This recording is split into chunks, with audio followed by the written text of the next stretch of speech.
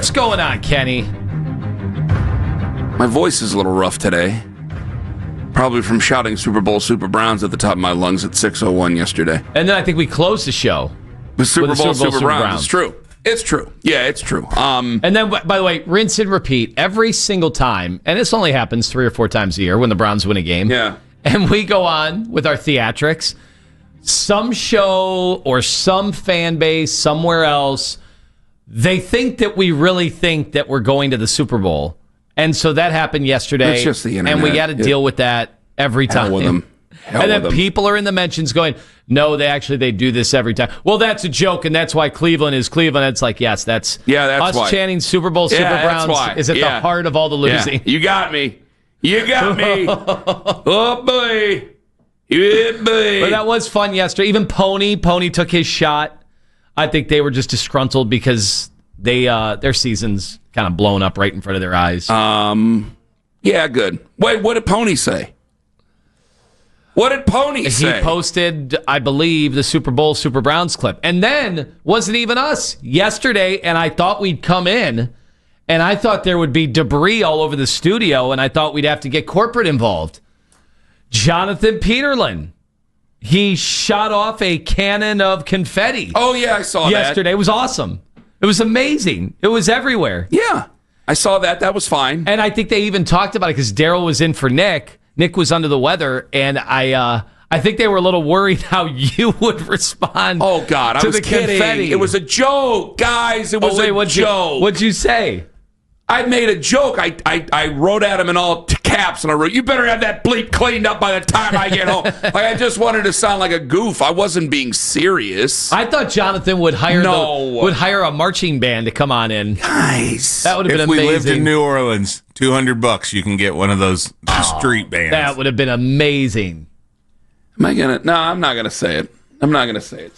Stop taking everything I say. Not to the listeners. I don't care. You guys want to get worked into a shoot, that's on you. Excuse me. Of the non-locals who want to get worked into a shoot, who want to, for whatever reason, get into online fights about Shedeur, and they go, "I can't believe the local guys think they're going to the Super Bowl." No, we're 3-8. And we were doing this when Christian Kirksey said we weren't going to go 0-16. Welcome to the show. Yes. I can't believe I'm saying this. You don't get the show. Isn't that what the show that plays my drop now does? Yes, you're the gas bag of the week. You don't get the show. So get it and understand it. I'm going to do this when they're 15-0. They won't ever be. I would do this if they're 15-0, and I will do this when they're 0-15. It doesn't matter. Till the casket drops, we will do Super Bowl Super Browns. Now you mentioned 3-8. If he goes out there and throws 4 picks in the first half and they get smoked on Sunday, I'll start the show Super Bowl Super Browns. I don't care. Kenny, you mentioned 3-8. I'll bleep and do it. After what I saw last night, why not 4-8? Did you see the San Francisco 49ers last night? They won the game. Did you see them? They won the game. Brock Purdy, who, they won the game. But they won the game. We have a checkered past. The two of us. I don't think he knows. Brock Purdy's family, you do. Yeah, I don't think he knows. I think his family does, you ass. He threw 3 interceptions in the first half. It should have been 5. Why do you do that? Why do you get all loud when you get drunk? You get louder than me when you get drunk. I like to have a good time, Kenny. I like to make my presence felt. Okay, for everybody who's joining us, Lima and I got to tell the backstory here. Lima and I went to an Iowa State game some years ago when Brock Purdy was a senior at Iowa State. And Ames, Iowa is basically Canton, Ohio. So it's like it's not even a big small town. It's just a small town. It's like 3 bars you can go to. I'm from Canton, Ohio, and I like Ames, Iowa. We were at the hotel bar. And it's like a restaurant. And there were a lot of people there. Sometimes hotel bars are like, oh, it's the plumber and scythe, whatever they call it. And there's some stupid crap there, and they try to church it up, but it ain't that good. There's a lot of people at this bar, at this restaurant. And this is post-game. And so we get back from the stadium. We were like a half a mile away from the stadium. And me and you and some family members of certain people affiliated with the program. That's why we are always wearing Iowa State stuff in here. Some people who are affiliated with the program are sitting together. Lima proceeds to get a few too many drinks The party into him. must go on. We're staring And at the inevitability of having to drive home 11 hours the next day. Was it LSU? Yeah, it's true. Well, it was like 9.5. It's still long. It was like LSU and UCLA or something. Someone threw a bad pick six. And Lima's on a roll. He's feeling himself. He's working the room. And he like shouts, "Boy, it looks like Brock Purdy today, huh?" And our buddy Scott's like, "What are you doing?" And Lima goes, What are you talking about?" And Scott's like, "That's his parents and his whole family right behind you." And like, I did like one of them like quick little like sitting there like looking like this, like checking over my shoulder, and they're all just going. And I go, "You idiot, you ass. I know, will you just shut up?" So yeah, when they come into town, if the fine Purdy family comes into town, which I think they're from Arizona, so I don't know if they're going to come here. If the fine Purdy family come into town, yeah, you have beef with them, but Brock wasn't there. I don't think he drinks. He seems like he a don't nice seem like a guy. drinker. Boy, he was trying to wheel and deal last night, and he's been banged up. What's the injury specifically? Everything. Because he looked like he couldn't drive the football, and I'm like, what? Can you imagine Jim Schwartz watching that game last night? And I know this is Christian McCaffrey, and then one of their receivers slugged somebody and start a brawl later in the game, what happens? so he might not be available. These things happen. What are you going to do? So 49ers might be down another guy. What are you going to do? Jennings, but they're beatable. I mean, they're absolutely beatable. It's the smoke and mirrors season of a lifetime for Kyle Shanahan. They are. No, they are. They are. No, well, he's doing. This is what proves him to be a good coach. And even though I don't like the guy, this is what proves for him to be a good coach. Is I can't take anything away from him as far as how he gets his team prepared, how he can get guys to believe in him. Because again, I don't care for him, but like John Greco loves him. And I mean, he called John Greco fat the second he met him. And John was like, "Okay, like I'll do what you need me to do." And it's a different animal over there. So this is going to be great because Shedeur is now the starter. And when Shedeur is now the starter, I think things change a little bit. Like I think a lot of us go, okay, solid play. Like I think yesterday when he was announced as the starter, for a lot of Browns fans, it was great. Now where's the next step? Like we were happy and exuberant to win, but once Kevin Stefanski goes, okay, we're going to make him the starter now, and he's going to start against San Francisco. And I know he's going to be non-committal for the rest of the year, but you get what I'm saying. As far as I'm concerned, he's starting the rest of the year until something really bad happens, okay? Hopefully that doesn't happen. But I think then all of a sudden we do start to switch to next week. And, all right, this was good. What can he do now to be more consistent? What can he do now to work within the framework of the offense to actually – because – there's going to be teams that make you drive the ball on them, and you are going to have to establish drives and work the offense down the field against some of these teams, against San Francisco. And so you're going to have to see guys, and you're going to have to be able to make these reads. Like, I think that's part of the reason why some people are just fit to be tied. And I want to bring up the Jerry Jeudy thing again today. I think that's the reason some people are fit to be tied with Jerry Jeudy. It's like, dude, you're the number one. Suck it up. Stop pouting. Stop fumbling the ball. Get out there and do your damn job. Like, I think some people are pretty upset with that. And I thought he was trying to make a play, and some people are upset. And you know what? He's a pro. He's supposed to. He's supposed to make plays. He is your number one wide receiver. He might not be the number one on a really big competitive team. Well, we're not a really big competitive team. So you need everybody that you can count on, because I can't just have him go into the toilet, and then it's like, okay, here's Cedric Tillman. Okay, great. Like, you have guys who are not supposed to be number one. So Jerry Jeudy's going to have to buck up and get going. That's where I stand on that, Tone. Yeah, I think, but first of all, does anybody feel bad for Dylan Gabriel to lose the job like this? Because, right, is he out of concussion protocol now, but still is not starting? So he just lost his job. And it's I mean, let's be honest. There's one throw. He lost the job over one throw. What, the Isaiah Bond throw? If Shedeur does not complete the one throw. Yeah, that's how bad Dylan Gabriel was. Yeah. Sorry. Even though people are pointing out his numbers were better than Shedeur's. I'm like, okay, well, great. Shedeur actually threw the ball deep and completed a pass. If you are giving me those arguments, then I need to sit you down like a Clockwork Orange and hold your eyeballs open and make you watch those 6 games. And then you come back to me and tell me about numbers. You come back and tell me about numbers. Okay? If you didn't watch the game, That's the only excuse you might have to bring up numbers. If you watched any of those games and you come back to me with numbers, you're wrong. Or you're just trying to start an argument and make me upset. One of the two. Well, if they still, the funny thing is they could have won the game even without that throw. That's how dominant the defense was. Yeah, that's fine. So what would Stefanski have done if, let's just say, it's an incomplete pass there, and we are in a slugfest all throughout, and you end up winning the game anyway because your defense was so tenacious? It would have been. Would they have made the move? It would have been very difficult to make the argument, but I would have sat there. It would have been difficult to have the argument, but I would have had the argument going, that's a better. We wouldn't have to play. What is the golf game that you put the loop on about? That was NES golf. Yeah, I'm glad he caught it because then I don't have to. I'm glad he caught it because then I don't have to sit there and go, well, that was a better deep ball than the other ones. And no, he caught it, and they got the ball down inside the 5, and then you were able to Quinshon Judkins it in. And so I don't have to make that argument now because he looked down the field and made a throw. It wasn't just turn around, whip it. For all we know, a couple of them throws he meant to throw out of bounds on the other side of the field, Dylan Gabriel. It just didn't go that way. Listen, I'm not trying to be mean-spirited to Dylan Gabriel. I'm just telling you guys what the facts are. Is that if I'm going to go... We even criticized a touchdown throw of Dylan Gabriel. Yeah. That some were saying, no, it was right on the money. That's how bad it had gotten where we were criticizing touchdown throws. I'll give him whatever he can get as far as positivity, I will give him because it still doesn't give me much of a ceiling to go, yeah, that guy should start the rest of the year. If we're just all going to evaluate... Like the Giants are already, I think, eliminated from postseason play. They're the first team eliminated. If we're that close to being eliminated, we'll probably be eliminated pretty soon. So if we're basically in evaluation mode, which we are, I'm going to evaluate a guy with a higher ceiling. That's what I'm going to do.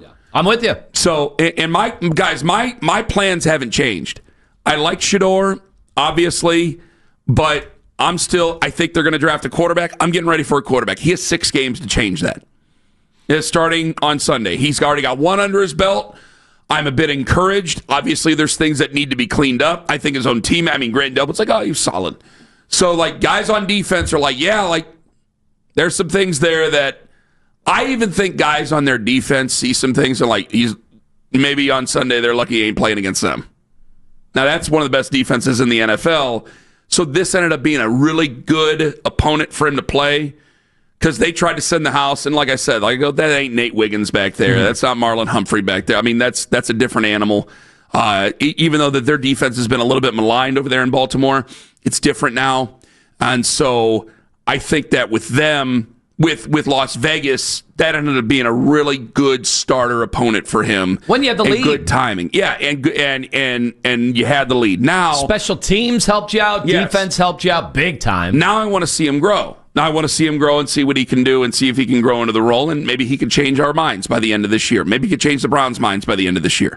216-474-0092. Are you starting to say that you can? It's Tuesday, and I know we're on an abbreviated week. Are you feeling like what they can win on Sunday? I think the look-at line originally was up to 7 and now down to 6, and Brock Purdy is shaken, and this Browns defense is not a defense that you want to go up against on the road 3 hours earlier, having just played on Monday night, right, and have to go up against a Browns defense that when the Browns defense is at home, they have been a different animal the last 2 years. He made Shedeur the starting quarterback. It's a week-to-week thing. I think it's a week-to-week with either of the rookie quarterbacks. I don't want to see Dylan Gabriel again, but I don't know how it's all going to go. I think every week is a new adventure. And so it's I think there's a lot of Shedeur fans who want to set sail with Shedeur, and I'd like to set sail with him too, but I'm trying to be a realist here. Yes. Well, you said it's a week-to-week thing with both rookie quarterbacks. I think so. I don't think it was there, at least in Kevin Stefanski's mind, before the concussion. No, it wasn't, but I think it is now. Yes, now, but I think if he gets a chance to go back to Dylan, at this point, if it's 1 week and then he goes, oh, we're going back to Dylan, Dylan's not back on a week-to-week deal. He's back to Dylan. It's got to be a couple weeks of Shedeur to submit himself. No, I see that. Yeah, that's fair. That's fair. 216-474-0092. John Grucker going to join us 8:20 this morning. What's Shedeur got to do to keep the job? No, I think that's right. Because I look at Shedeur, and I think that, you look at what Dylan Gabriel did. Played terribly against the Patriots. And I remember when Coach Lance said, I went, I wish I would have said that on the air, when he had said, you want to see him now, how he responds after a really bad game. And how does he do that, especially if you're thinking there's any sort of a future with the guy as a backup or as a starter or anything? Then I think the same needs to be said about Shedeur. Like, at one of these points, every quarterback has a clunker. So at one of these points, there's going to be a bit of a clunker. How does he respond to that? So if he does go out against San Francisco and it's a bad day, unless it's just an unbelievably bad, I can't see it being like Johnny versus Cincinnati or anything like that in his debut. But unless it's like unbelievably without reality being attached to it bad, then I'm like, okay, then he starts against Tennessee as well. And then we can sit here and have the argument, okay, good opponents, bad opponents, things like that. We can go ahead and we can do that. Now, Cam Ward threw his team on his shoulders back on Sunday. We'll talk about them when we get to there coming up next week. But I think for Shedeur, how he holds on to the job, and we got some nasty comments, not nasty, but very negative comments from Albert Breer's co-host on his podcast. We'll play those at 7 o'clock this morning because you got to hear him, because Albert might make things a little spicy this afternoon with Afternoon Drive. But seeing as how Shedeur played on Sunday, there's room for growth, but I didn't think he was completely lost the way that I was going to be afraid that he was going to be because of everything that was set up for this football game. Yeah, it did. It certainly wasn't. The second half against Baltimore, which is a brutal spot to be put in, and I think a lot of quarterbacks would have struggled in that situation. Even good quarterbacks could struggle in a situation like that, given everything that we have seen. That game, just kind of going back and watching it, like you could tell, Shedeur's going to want to get out of the pocket. He's not going to want to sit and deliver in the pocket. So, you can get away with that against some defenses, especially considering I thought the Browns' pass protection held up in that game. And even when there was the slightest bit of a win for the Raiders in that situation, I thought he kind of kept his composure and stepped out. That Jerry Jeudy throw, that led to the fumble. Yeah. That was just that he looked like a veteran kind of getting out of the pocket, and there was nobody there. Yeah, because I thought, are you saying he didn't drift as much as you thought he would? No, he didn't do. I didn't think he didn't do any of this drifting was good drifting. Yeah. This was, hey, I'm getting out of the pocket and I'm going to look down the field and I'm going to buy time. I'm even going to orchestrate with my hand. Hey, get open. So I thought that was like really, really the same impressive. way you did. Yeah. Now, he wasn't under fire. I think he will be, even though this is not the same San Francisco 49ers defense that, had potentially 2 Hall of Famers in it earlier this year, and Greenlaw as well. They don't have those guys. So they have not been able to generate as much pressure. You did see last night some. So I do think they're going to get to Shedeur more than what we just saw with the Raiders. But I think there's going to be opportunity there for sure. Now, Robert Saleh, he's knocking on the door of getting another head coaching job. He's done such a great job. He knows what he's doing. He's doing a good. Once you're the head coach of the Jets, I don't think that should expel you from ever being a head coach again, for crying out loud.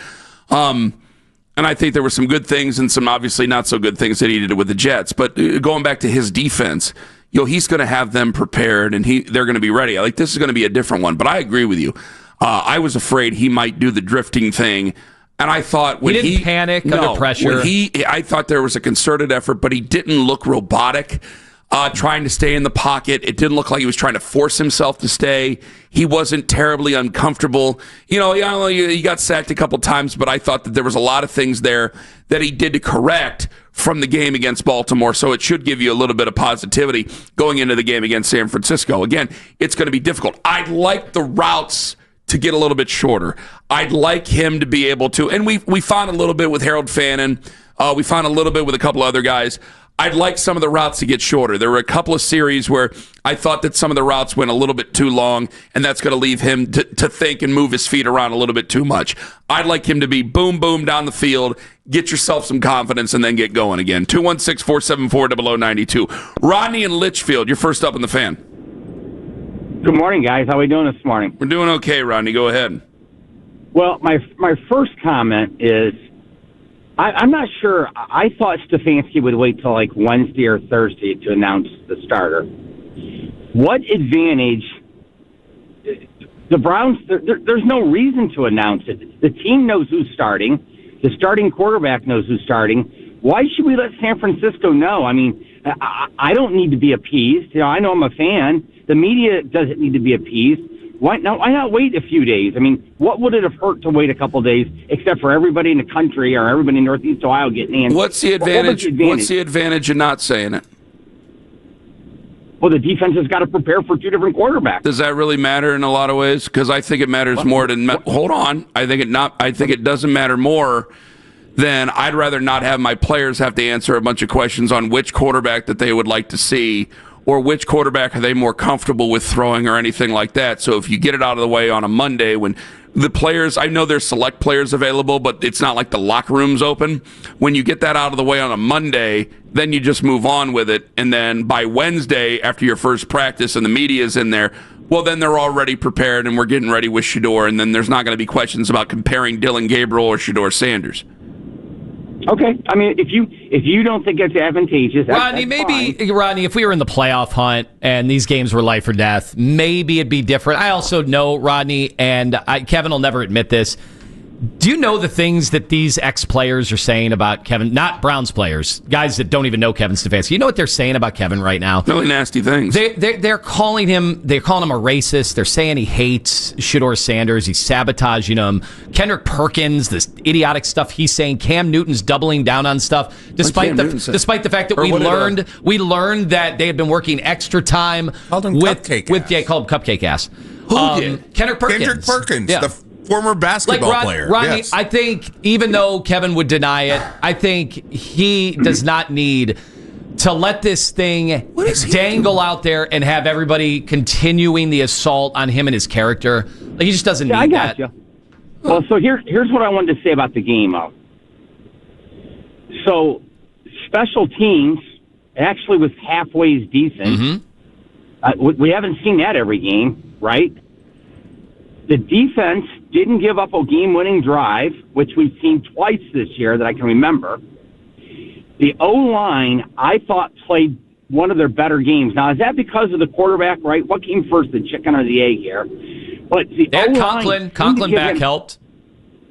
Yes, that's what I was going to say. That helped. And I'm not taking anything from Sanders. I, like you guys, he didn't seem to be in panic mode. The entire game, I didn't see really any panic mode. I saw moving up into the pocket, looking down the field. Anybody who watches the game, besides wins and losses, should have seen 3 or 4 things happen that hasn't happened certain weeks. And it wasn't just without a doubt. Without a doubt. Throwing the ball down the field. God, we haven't seen that since Flacco. Without a doubt, yes. Rodney, thank you very much for the call. You know, and let me go back. I was trying to lock in and pay attention to Rodney. I'm glad I could agree with Rodney on something before we had to end the phone call here, because I got to get back to this. When did Kendrick Perkins, he called him cupcake ass? Just on Sunday, people were teeing off, especially when he didn't get a game ball, when they took him off the field in the red zone. He retweeted and quote tweeted the video of the post-game locker room speech. And Kevin, after wins, gets up, lets a few F-bombs fly.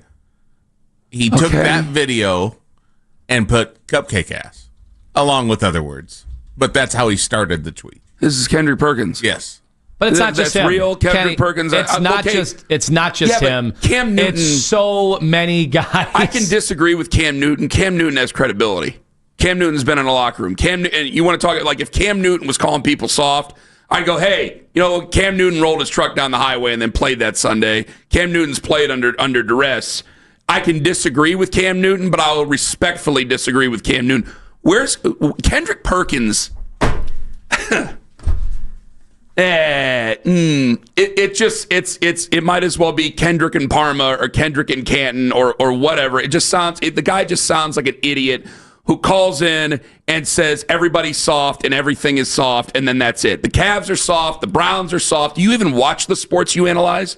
Do you even watch them? Like, it's easy for me to say the Cavs are soft and not watch the Cavs. It's easy for me to say guys are soft and not watch them. It's easy to do that. I'm just sure that he could come in here and bounce my head off the walls. I don't care about that. That's fine. I'm still going to think he's an idiot when I come to. That's ridiculous. It's just the sheer amount of people that have never been in that locker room that are going after Kevin Stefanski. And I wonder what Shedeur thinks. Because Shedeur is there. He's living it. I don't know how he feels about his relationship with Coach, but I wonder how he feels that everybody is speaking on his relationship with the coach. And the fact that they're all making him a victim Probably every trying day. to keep his head down and getting going. I don't think Shedeur has bought in at all to this victimization that his fan base and that all these ex-players and all these people that are trying to represent him. Like, I haven't heard any of that from Shedeur. And that's kind of like got to be annoying to Shedeur Sanders to have to hear what a victim he is every day from guys like Cam Newton and Kendrick Perkins and so many others. Well, again, Cam Newton played in the game, and I will give him gravitas as a former NFL quarterback. Who had conveniently forgot that, one of his backups, Brian Hoyer, never got any first-team reps when he was talking about that's true. The rep situation. That's so, true. a little foggy memory on that one.